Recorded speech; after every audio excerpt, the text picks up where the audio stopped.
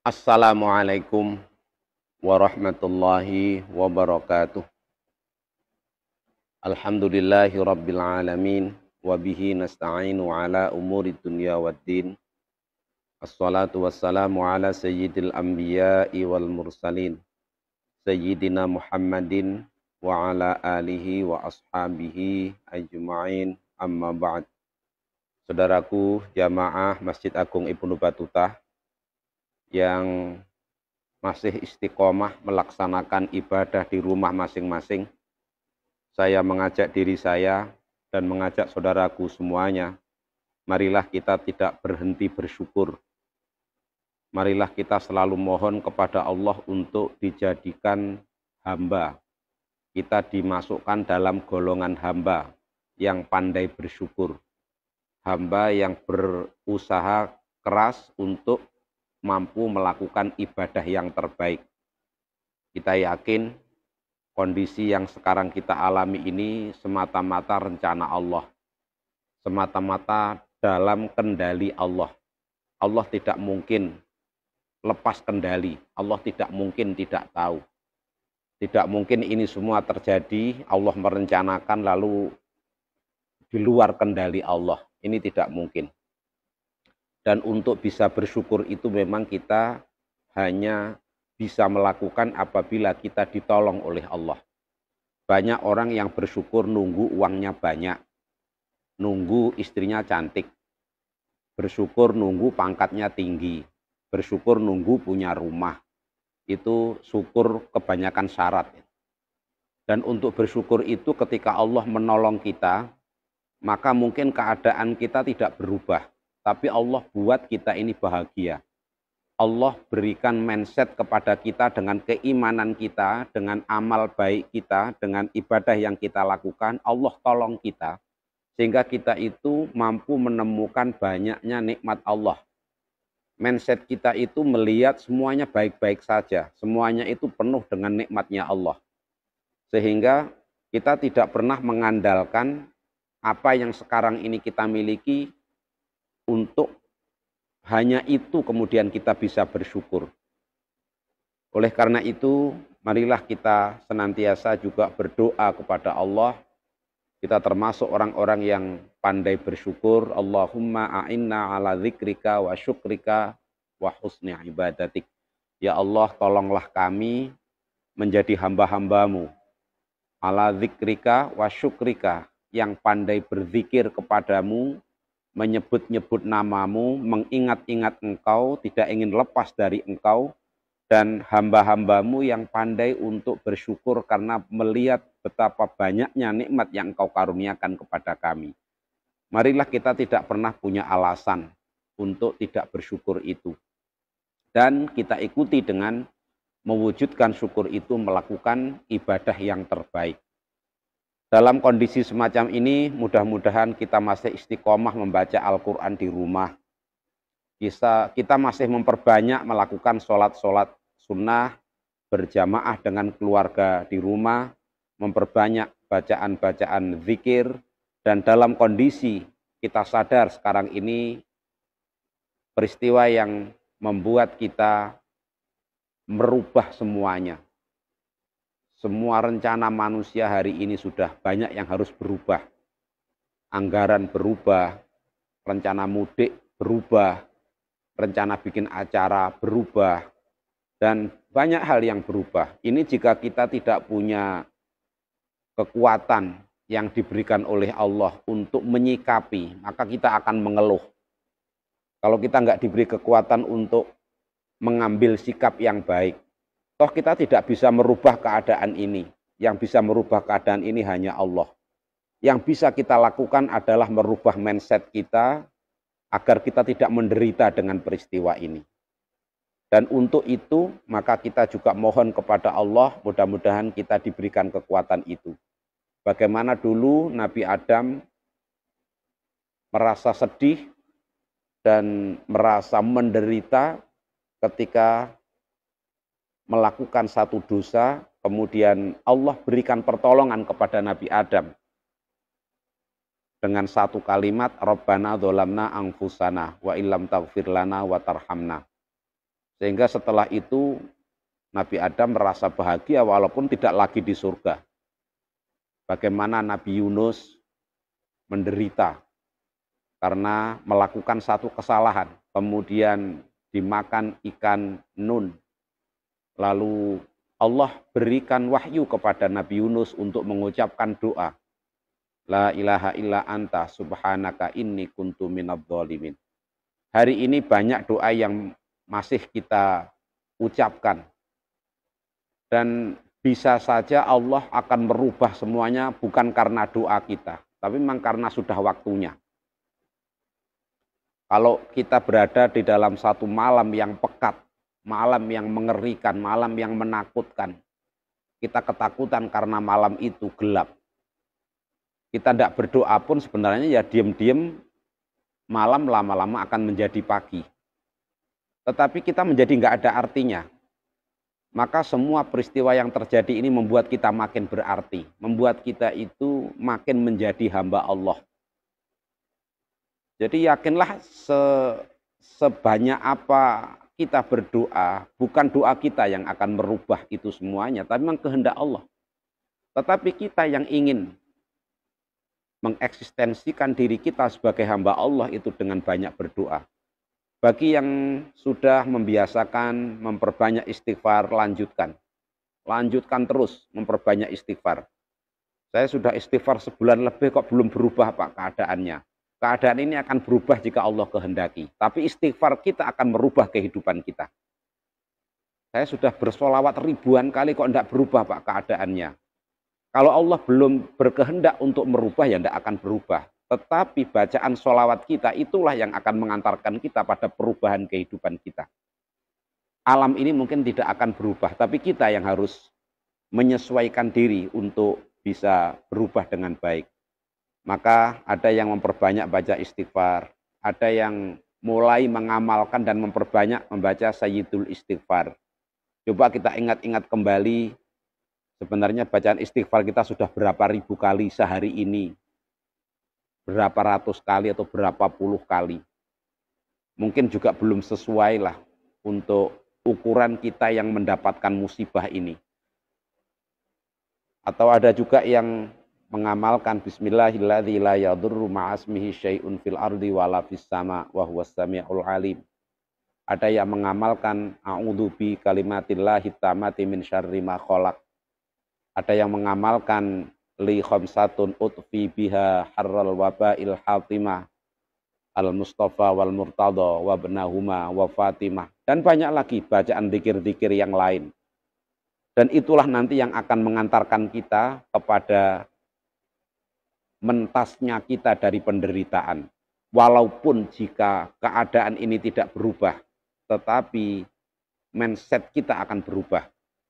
Dulu ketika kita tidak punya HP, ketika kita belum punya HP, kita tidak pegang HP, tidak apa-apa kok. Nggak panik amat. Begitu kita sudah terbiasa pegang HP, udah pergi jauh banget, HP-nya ketinggalan, yuk balik lagi. Karena kita panik, ngadepin nggak pegang HP itu. Padahal apakah HP itu akan membunuh kita? Tidak. Apakah kalau kita nggak pegang HP lalu dunia kiamat? Juga enggak. Itu kan mindset kita saja. Itu mindset kita. Bisa jadi penderitaan kita terjadi karena mindset kita ini. Oleh karena itu marilah kita terus berdoa kepada Allah, memohon bimbingannya dengan bacaan, dengan amalan yang mampu kita lakukan dengan masing-masing ilmu yang ada pada diri kita masing-masing, semata-mata karena kita ingin menjadi hamba Allah. Kita dimudahkan untuk mendekatkan diri kita kepada Allah. Dan selanjutnya marilah kita lanjutkan mempelajari surat At-Takatsur. Yang kemarin yang kita pelajari bagian akhir adalah satu riwayat yang disampaikan oleh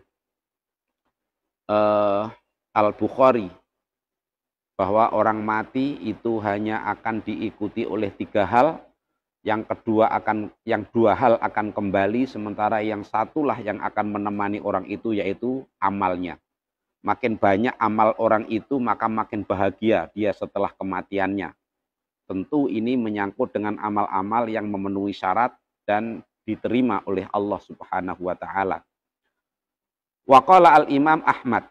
Imam Ahmad meriwayatkan satu hadis dari sahabat Anas bin Malik, anna Nabiyya sallallahu alaihi wasallam qala, bahwa Nabi sallallahu alaihi wasallam bersabda, yahramu ibnu adama wa yabqa ma'ahu ithnani.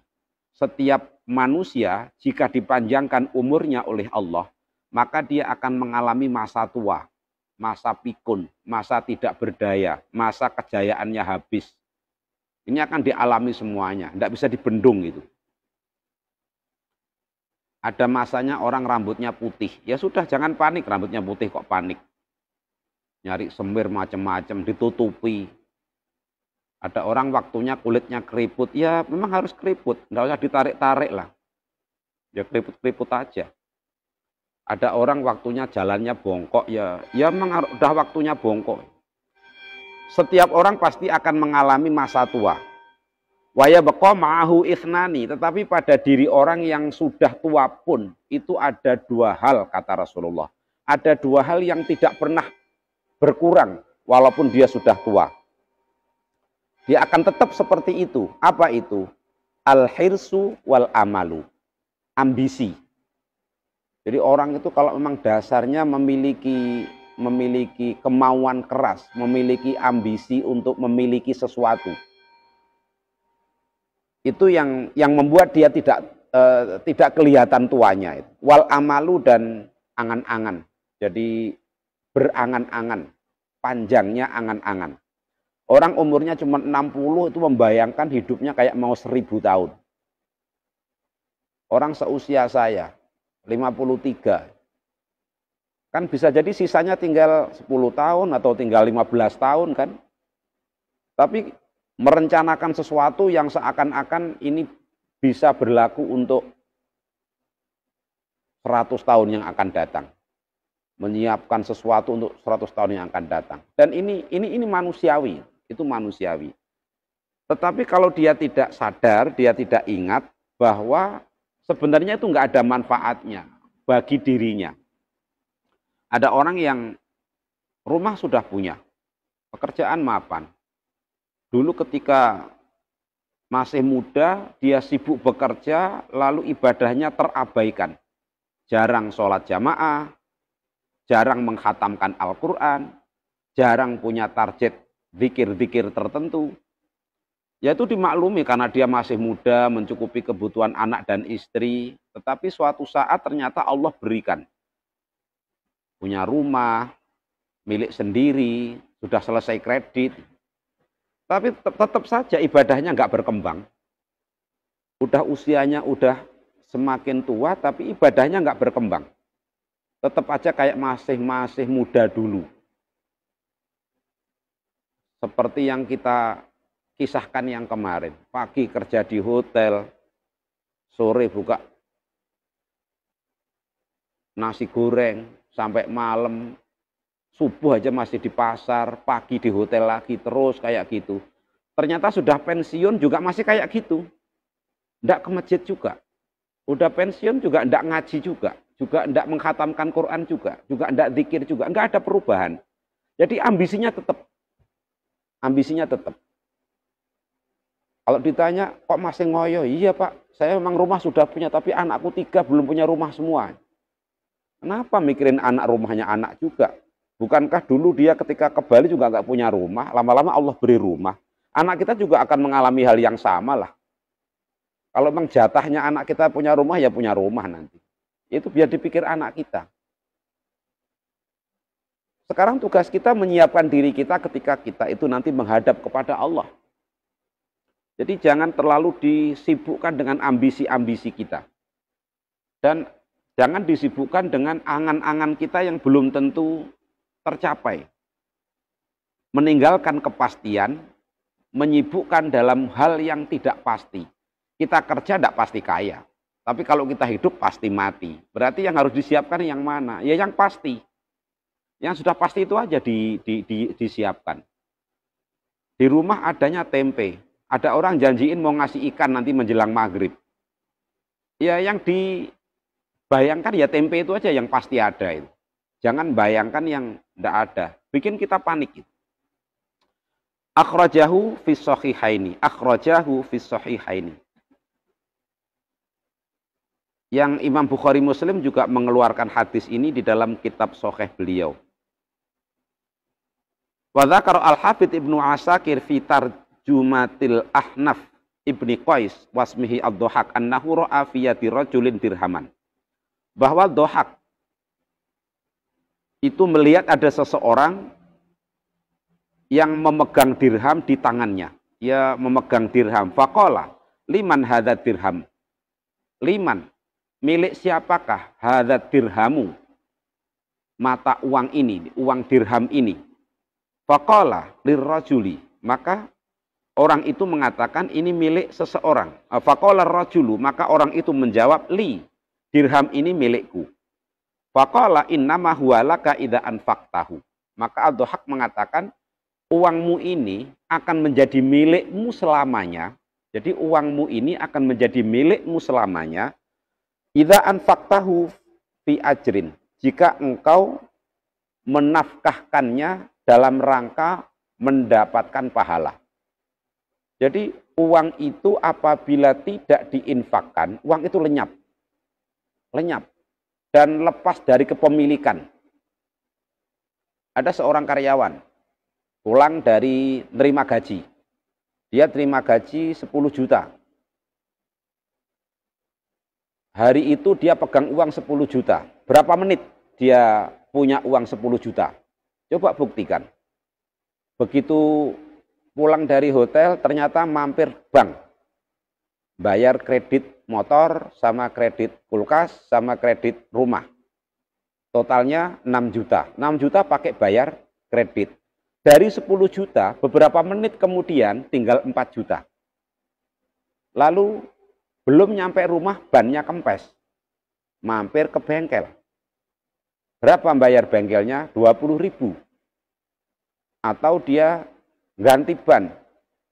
Kalau ganti ban ya 45.000. Berarti berkurang lagi 45.000. Hanya beberapa menit. Lalu dia pulang ke rumah. Sampai rumah ternyata istrinya sudah nunggu. Ini Pak, uang ini belum dibayar, SPP-nya anak sekian belum dibayar, ini belum dibayar. Ternyata dikasih istrinya 2 juta. Udah berkurang lagi. Habis gitu dia taruh di laci. Nggak lama kemudian ada lagi yang nelpon, adiknya. Mas, tolong aku dikirim, ini besok mau ujian, belum bayar SPP, belum lunas. Berapa? 300. Kirim 300. Berkurang lagi. Jadi uang kita itu tidak akan pernah menjadi milik kita. Akhirnya menjadi milik bengkel, menjadi milik bank, menjadi milik sekolah, menjadi milik dokter, menjadi milik semuanya. Tapi kata Ad-Dhahak bahwa uang itu hanya akan abadi, tetap milikmu dan tercatat di sisi Allah dengan catatan yang tidak mungkin terhapus ketika engkau infakkan. Jadi kalau diinfakkan, memang kita nggak pegang, tapi itulah tabungan yang paling permanen, tabungan yang paling abadi, tabungan yang paling pas. Kalau kita menginfakkannya semata-mata karena Allah. Tapi kalau kita infakkannya bukan karena Allah, ya lenyap juga. Ada orang rajin sedekah, yang disedekahi perempuan cantik. Ternyata di balik itu ada tujuannya. Kok rajin sedekah? Iya Pak, karena rajin pengajian, katanya sedekah itu bagus. Tapi yang disedekahi wanita cantik, harapannya mau dinikah. Udah habis banyak, ternyata dilamar orang mau. Dan dia nggak mau sama kita. Nyesel kan? Berarti uang yang sudah dia infakkan sebanyak itu kemana? Ya hilang. Karena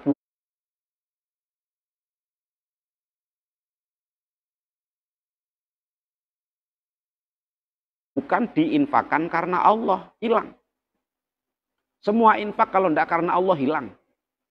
Ada orang sudah mau buka puasa, dia sedekah 100 bungkus. 500 bungkus.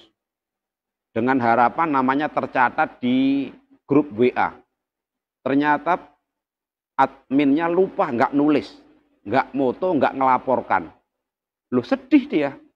Udah sedekah masih sedih. Kenapa? Loh kok nggak dicatat? Yang 25 bungkus saja dicatat. Yang 5 bungkus saja kecatat. Yang 1 dus aku aja kecatat. Masa punya aku 500 bungkus nggak dicatat? Ini admin gimana? Kurang ajar banget, kerjanya nggak bener. Udah sodakoh, habis banyak, panik, marah-marahi orang, habis gitu musuhi panitia lagi. Kalau enggak karena Allah hilang itu, hilang. Jadi hanya sodakoh yang karena Allah itulah yang akan menjadi milikmu. Dan itulah yang tercatat. Jadi orang punya gaji 10 juta, 5 juta, 20 juta, punya uang sekian banyak. Dia punya aset, bangunan, tanah. Kalau dia nggak wakaf, ya hilang semuanya. Enggak Pak, nanti kan menjadi milik anak saya. Belum tentu. Tunggu aja tanggal mainnya. Belum tentu anaknya nanti dapat itu. Bisa jadi anaknya nggak dapat. Bapaknya belum mati aja udah habis. Ada yang dihabisin oleh istri lain. Ada yang dihabisin oleh rumah sakit. Ada yang dihabisin oleh orang lain. Ada yang ditipu. Ya macam-macam. Tapi kalau nggak diinfakkan ya nggak diinfakkan, nggak diwakafkan, nggak dizakatkan, nggak disedekahkan, habis. Nggak ada yang abadi. Tsumma ansyadal ahnaf mutamatsalan. Qaul syair. Kemudian al-ahnaf melantunkan sebuah syair untuk menggambarkan itu. Anta lil mali idza amsaktahu fa idza anfaqtahu fal malu laka. Anta lil mali, engkau akan menjadi milik hartamu. Jadi kamu akan dikuasai oleh hartamu. Hidupmu dikendalikan oleh hartamu. Maknanya begitu. Idza amsaktahu, ketika hartamu itu kamu tahan, tidak kamu sedekahkan. Jadi kalau orang itu pelit, dia tidak menguasai harta, tapi dia dikuasai oleh harta. Apa maunya harta, itu yang dia maui. Apa maunya harta, itu yang dia kerjakan. Jadi orang yang tidak menginfakkan hartanya, tidak mensedekahkan hartanya, enggak mengeluarkan hartanya karena Allah, maka hidup orang itu dikuasai oleh hartanya. Sementara harta itu manja. Minta disimpan, minta dijaga, minta dihitung terus. Capek. Zikirnya belum banyak, ngitung uang terus-terusan. Anak istrinya nggak dijaga, malah hartanya dijaga. Kliennya dijaga, langganannya dijaga. Kalau hartanya minta, ada orang itu yang demi harta, minta dijemput. Kalau di sini banyak, jamaah Batutah agak banyak itu. Jadi ada tamu, ngebel jam 12 malam, minta dijemput jam 3 pagi. Berangkat. Jam 3 pagi berangkat ke bandara. Habis gitu bilang, nanti diantar ke hotel Pak ya. Ya siap. Tapi nanti jam 8 tolong saya diantar jalan-jalan. Siap. Oh siap terus saja. Disuruh nganter siap, suruh nungguin tasnya siap, suruh apa-apa siap. Ada yang pahalanya besar itu nganter istri ke pasar, nganter anak sekolah, nganter anak ngaji, enggak siap. Mas aku mau ke pasar, tolong diantar. Boleh ojek dewe. Istrinya ke pasar suruh nyari ojek. Orang lain enggak kenal yang bukan istrinya, wah ditungguin, diantar. Dia benar-benar sudah enggak bisa membedakan ini mana yang harus dikerjakan dan mana yang tidak. Ya kalau itu memang profesi ya begitulah. Tapi ya jangan terlalu begitulah. Jangan terlalu sampai yang wajib nggak dikerjakan, sampai yang harusnya dilakukan nggak dilakukan. Ini namanya dia dikuasai oleh hartanya. Tidak pernah bilang tidak kalau demi harta. Tapi kalau untuk Allah selalu bilang tidak. Kalau untuk agama selalu bilang tidak. Aduh males, nanggung. Waktunya sholat, wah nanggung. Tapi kalau untuk harta, jadi kalau tamu ngebel jam 12 malam, Pak tolong Pak jangan ngebel jam segini Pak. Bisa jemput jam 3, wah tanggung Pak jangan jam 3, jam 7 aja ya. Kita tidak bisa bilang begitu, karena kita sudah dikuasai. Fa'idha anfaqtahu fal malu laka. Tetapi kalau harta itu kamu infakkan, maka kamu akan menguasai harta. Harta itu akan menjadi milikmu, dia nurut. Gitu. Jadi kalau kemarin kita bacakan sebuah hadis, ketika harta itu belum menjadi milik kita, tetapi aktivitas kita dilakukan karena Allah, maka harta itu akan merunduk di hadapan kita. Dia nggak menyombongkan diri. Dia nurut dengan kita. Maka ketika kita sudah punya harta, lalu harta itu kita gunakan untuk ibadah kepada Allah. Jika kita punya kesempatan sodakoh, mampu sodakoh, dan harta itu tidak membuat kita lupa dari ibadah kepada Allah, maka yang terjadi, kata syair ini yang dilantunkan oleh Al-Ahnaf, maka faida anfaqtahu fal malu laka. Kalau hartamu itu kamu infakkan, infak itu kan macam-macam ya. Ada infak untuk keluarga namanya nafkah.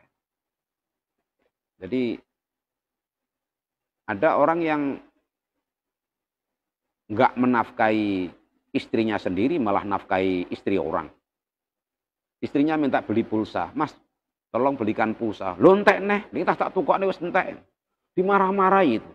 Istrinya minta pulsa dimarah-marahi, anaknya minta pulsa dimarah-marahi. Ada perempuan lain yang bukan istrinya minta pulsa. Mas, tolong belikan pulsa. Bisa enggak? Atau pinjem dulu aja dah. Udah enggak usah pinjem kalau sama saya. Berapa sih minta pulsanya? 25.000. Jangan 25, 100. Yang perempuan lain dikasih banyak. Yang istrinya sendiri lah itu infak wajib itu. Nafkah wajib malah enggak dikasih. Malah dipakai maksiat. Jadi ini pentingnya kita bisa menempatkan diri. Jadi kita seperti kemarin kita sampaikan, kita ini makhluk materi, kita tidak mungkin lepas dari materi. Tapi kita juga jangan dikuasai oleh materi. Kita memang bukan malaikat, kita ini manusia. Tapi kita juga bukan setan. Kita bukan iblis, kita ini manusia. Ahsani takwim, yang memiliki posisi fi ahsani takwim. Selalu berada pada posisi yang terbaik. Allah menciptakan kita dengan kesempurnaan kita, dan power kesempurnaan kita ini akan berfungsi dengan baik kalau kita mendekatkan diri kepada Allah Subhanahu wa taala. Wa qala Ibnu Abi Hatim, Imam Ibnu Abi Hatim mengatakan berdasarkan sebuah hadis yang diriwayatkan dari Ibnu Buraidah fi qoulihi alhaqumut takatsur, di dalam perkataan alhaqumut takatsur. Jadi firman Allah alhaqumut takatsur itu kata Imam Ibnu Abi Hatim, itu beliau meriwayatkan qala nuzilat fi qabilataini min qabailil ansar bani harithah wa banil harith tafakharu wa takatsaru. Ayat ini kata Imam Ibnu Hatim. Jadi kemarin pada awal pembahasan surat At-Takatsur itu kita sampaikan, ada ulama yang mengatakan surat ini turun di Madinah. Ada yang mengatakan surat ini turun di Mekah sebelum Nabi hijrah.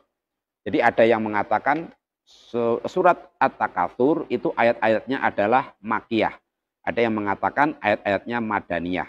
Salah satu alasan mengapa ada yang mengatakan ayat-ayatnya turun di Madinah atau Madaniyah, itu karena ada riwayat yang mengatakan nuzilat fi qabilataini fi qabailil ansor. Ayat ini Allah turunkan ketika terjadi peristiwa yang dialami oleh dua suku.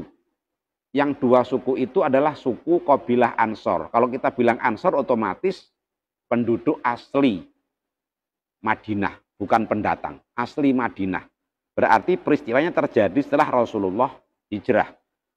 Ada apa dengan dua suku itu? Dua suku itu adalah suku Bani Harithah, namanya suku Bani Harithah, wa Bani Al-Harith dan Bani Al-Harith. Tafakharu, yang kedua suku ini saling membanggakan diri. Watakatsaru, dan saling berlomba-lomba untuk unggul-unggulan. Memperbanyak materi, memperbanyak kepemilikan. Seperti apa peristiwanya? Dua suku Bani Harisah dan Bani Haris, mereka berlomba-lomba yang akhirnya turun ayat ini. Insya Allah akan kita lanjutkan pembahasan esok hari. Mudah-mudahan kita dipanjangkan umurnya, disehatkan jasmani rohaninya. Mudah-mudahan ibadah yang kita amalkan di bulan Ramadan tahun ini menjadi ibadah terbaik kita di sepanjang umur kita. Dan mudah-mudahan kita masih terus diberi kesempatan untuk melakukan ibadah-ibadah terbaik semata-mata karena kita ingin mendapatkan keridhaan dari Allah Subhanahu wa taala. Kita akhiri dengan bacaan hamdalah, istighfar dan doa kafarah majelis. Alhamdulillahirabbil alamin. Astaghfirullahal azim. Subhanakallahumma wa bihamdika asyhadu an la ilaha illa anta astaghfiruka wa atubu ilaik. Wallahu a'lam bishawab. Kurang lebih saya mohon maaf. Assalamualaikum warahmatullahi wabarakatuh.